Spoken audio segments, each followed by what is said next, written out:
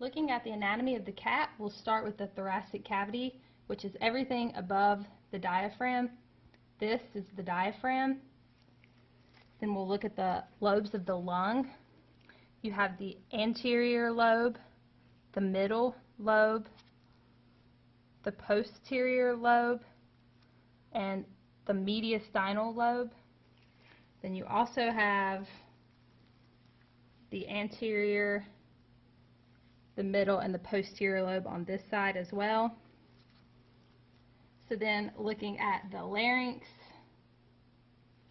and within the larynx you can see the epiglottis. Then on the front anterior portion you have the trachea, and you can see the C-shaped cartilage. On the back of the trachea you can see the trachealis muscle, and then on the posterior portion you have the esophagus. And then up here is the pharynx, and then looking at where the pharynx comes in to the trachea right here.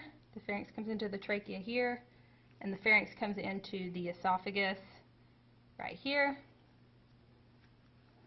So then moving down to look at the heart, you have the apex of the heart, the base of the heart, you have the pericardium, which would wrap around the heart, you have the right auricle, the left auricle, and then opening up the heart you have the interventricular septum right here, the right ventricle, and the left ventricle.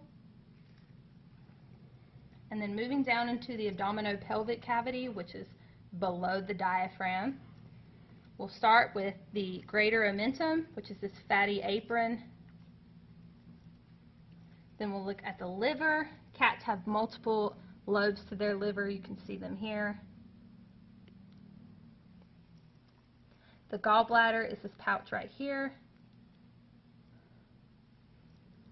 Then over here you have the spleen.